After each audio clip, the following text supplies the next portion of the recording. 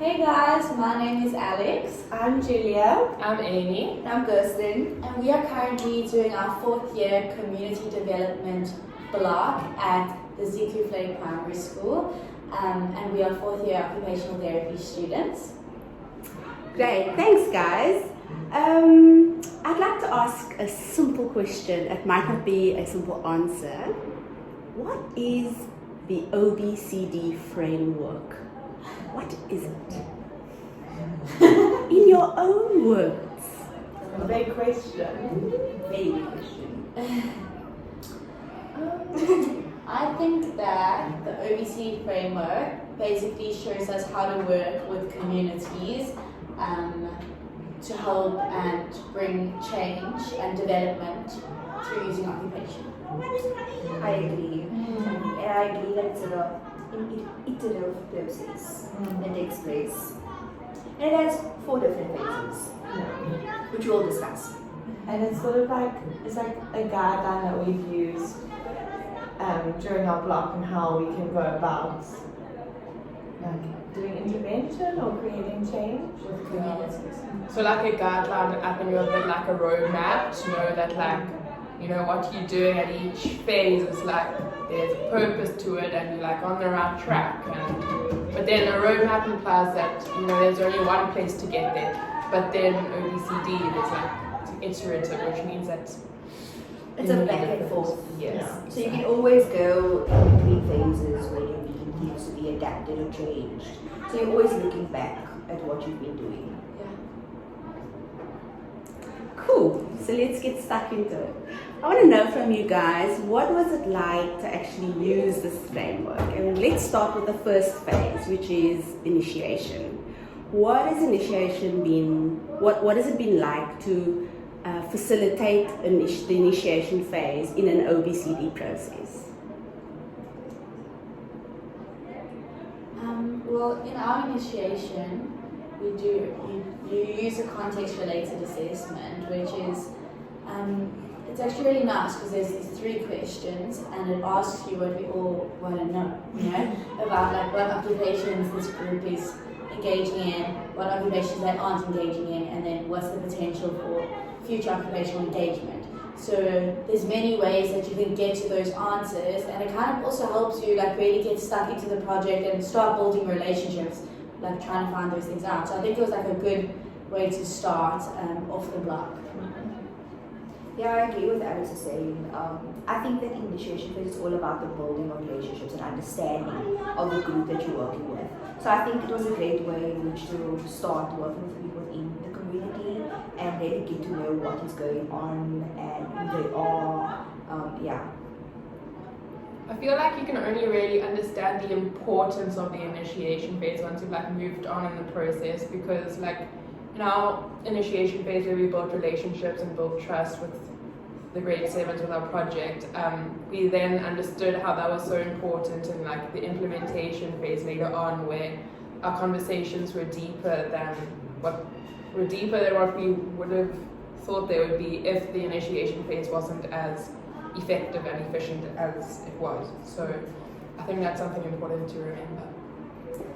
And I think something else that's been like coming through in this block specifically is that often it's more about like what the needs of the community are as they see them, and not necessarily as us, as we as the occupational therapists see them. And so for us in our project, building the relationships with our stakeholders has been so important in allowing us to see how we can help them. And it's not just about like how we can come in here and do what we think is important. And you see in the rest of the phases how that has been such an important beginning point to make sure that we're all on the same page and we are seeing things from their perspective. Yeah. I feel like the initiation phase is very much like a foundational phase, because if you don't have it, there's no way that your project or whatever you do in your campaign is going to be sustainable. Yeah. So what did it actually look like? Like how did you get to answer those 3 questions? Like what did you do? So there's many methods you can use. So like I know all of us use some similar ones. For example, like interviews, they can be structured, they can be unstructured, like formal, informal. Observation, which is so important, like especially naturalistic observation, because you really want to see the community authentically, and not really like, you want to see it for how it is. We use collateral, which is also important, like especially if you're taking over a project. And then there are the participatory methods. For example, all four of us use photo voice. Yeah, do you know anything else? Yeah, just the way that has actually looked for us this block has, like, we all went on a drive with the principal of the school into the community just to see, like, actually what does the community look like, what are people doing during the day in the community. So that's how we did naturalistic observation here. And then, Yeah, I think like for us it was, in terms of like collateral, definitely like looking back at the previous students' work and getting like a gist of like what the campaign or the project is about. And then with interviews, we were speaking to teachers and the learners that we were working with. And like Julia said, with like the naturalistic, with diving in the community, it was really like an eye-opener for us to be there, like where these children are coming from, like this is where they live, this is what's happening in the community. Really gave a great like full picture. I think on that, what's important in CDP is to really get stuck into the community and embed yourself in it so that you can see it from the inside out and not from the outside in. And the CRA and those methods really allow you to like do that. So once you've gathered all your information from all these methods that you've used, you've answered those 3 questions, let's chat more a little bit about design. What did that look like? So I think for us, design was, we also trying to understand it because we weren't the group of students that really designed our project we're doing. So we kind of had to like get stuck in like their work and see what they were doing with reading their work and just going back a step and understanding what is the project that we're doing. But I think it's important that you say that because even though your project had been designed, and so is ours, through the initiation phase that we all did, there are some like new emerging needs that come out, and then you have to go back and redesign. So not the whole project, but like certain aspects. So for example, mine and Juice, it was already designed, but after our initiation, we realized there needed to be some changes that happened. So then, and it's not for the students to design alone because you're in a partnership and you're collaborating with stakeholders. So you already get together, I don't know whether it's through meetings or through groups, and then the design really happens together as a group. And what were some of the things that you considered in your designing? Well, what comes to mind is the occupational science constructs, and yeah, definitely like thinking about how we can incorporate those into our sessions and how our thinking about those constructs will influence our doing and what we see the spaces moving towards and addressing. And I also think that like on that, you'll notice that when you start doing the sessions, you may pick up some new needs and some new things that need to be addressed, which then means that you will like go back to the design phase and think of maybe you need to focus on different occupational science constructs to then go into implementation, like with a different lens in a way. And I think from all the information that you've gathered in initiation, you can really like look at the occupational science contrast and see which ones are most like pertinent in your context. I mean, they might all come up in various ways, but you can try and like focus really on addressing one. And I think what also comes in with design is the occupational risk factors. For example, like occupational deprivation and marginalization, alienation, they really come in hand. And when you're designing your project, you want to try and ensure that you're targeting those aspects that you've highlighted so that they can be addressed. And let's move on to implementation, the fun part. What has that been like for you guys? I think it's scary. But it's also like, I know one of our stakeholders said to us that we just need to start so that we can see how it goes, and then we'll know what we should be doing.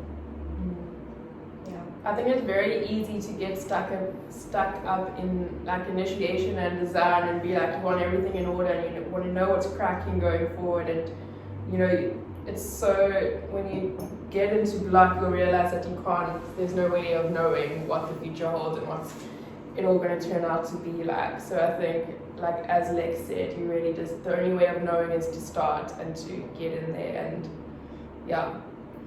begin. I think it's really like a trial and error thing, honestly. It really is. Like Alex said, I was scared when I started implementing, because I was like, oh, what if they don't know what we're doing? What if the session doesn't go well? What if we're not getting targeting our aims properly, or actually achieving aims? Because aims is important, guys, just saying. So like it's really stressful because you're thinking about the people that you're working with, but at the same time you're also like, there's background things you need to think about as well, like in terms of the project, like it needs to be sustainable in what you're doing. So it really is a trial and error process. And I think that's important what you said, is that it's trial and error, and as you said earlier, an ObCD is iterative, so maybe if it doesn't work out, then you know you need to go back to your design. So through it being like a trial and error phase, you're constantly revisiting the other phases.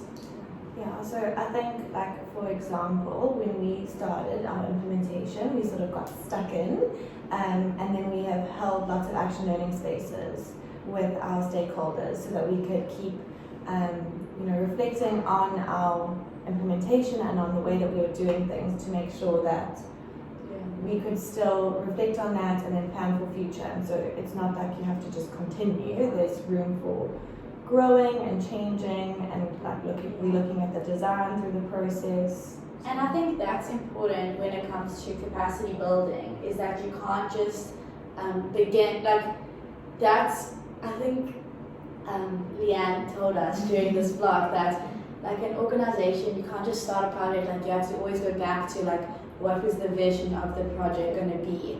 And then, so like if you're just going to start the project and just go, like you need to go back and reflect, and those sorts of the action learnings really help with capacity building, because you go back and you reflect, is this project enabling the vision to come to life? And like what aspects of the organizational structure do we need to change or strengthen so that this project really grows and is more sustainable. Great, let's move on to the last phase, which is often the most difficult one, is how do we know if what you're doing is actually making a difference, is actually having an impact? And so that's the monitoring and evaluation phase. I guess it's just like based on going to your stakeholders or your role players and actually sitting down and having a conversation with them and being like, okay, so we started 5 weeks ago, this is where we were, but we're at this space now. How did you feel about it? Like, how has things been going? Have you enjoyed what we've been doing? Have you not? Is there room for change or adaptation? Yeah. And I think there's two different types of monitoring and evaluation that we've been using, and it's pluralistic and technocratic. So one's more, taking like the, how we say, like, Shall we give examples? Yeah. For example, like our technocratic measures are like attendance registers, or like before and after of academic results, and then like pluralistic would be engaging in interviews, like you were saying, Kirsten, and really like forming questions that take the stakeholders back to what we envisioned and whether that vision is being achieved. And if not, then we have to go back. I think something that I've noticed about monitoring and evaluation is that it feels like it maybe seems like something that just needs to be done. Like we have to take an attendance register, but we've had conversations through monitoring and evaluation that have really like encouraged and motivated the other stakeholders. So, for example, our teachers involved in our project shared with us how meaningful this has been, how they've seen the meaning that this is having in the kids' lives, and we got to go and take that back to our stakeholders, and they were so encouraged by that. So I think sometimes it feels like, just something that has to be done, but it's important to consider the meaning it holds. Thanks, guys. I think just to close it off, I know that you guys are still students, and in a couple of months' time you'll be practitioners. But what has it been like for you, maybe personally, in terms of working with this framework, engaging in this type of practice? What does it mean to you? Just to close it off. I've really felt like I've made an impact on someone's life. I know often during blogs you're not really sure if you're really making an impact. We can all be honest. We often think who are we doing this for? Are we doing this for UCT, or are we doing this for the patient? And I think in CDP you really get stuck into it, and you come out after 6 weeks and you're like, wow, we actually did something to help a community, which is just an amazing feeling. Something that the framework has really shown me is the importance of building relationships and the importance of holding that person's wants and needs as the forefront. We always speak about being client-centered in this degree, but I think the ObCD framework is such that you are so client-centered. It's not about you, it's not about what you think the needs are, it's really about the people involved. And that's been such a wonderful change that all of our aims and all of our goals and what we want for these projects is what our stakeholders want for the project as well. It's a real partnership. Yeah. It's really working with and not working for, which is generally how I feel when I'm in other blogs. It's kind of you're working for, you're working alongside the person. You know what this person needs to do at the end of with your aims. But here it's anything of okay, you're not doing it for them, you actually know they're working with you to achieve these things, they're working alongside you. Alex said, partnership. And also I feel when we enter this type of work where we're striving for occupational and social justice, we think of it as being such a big mission, such a big thing.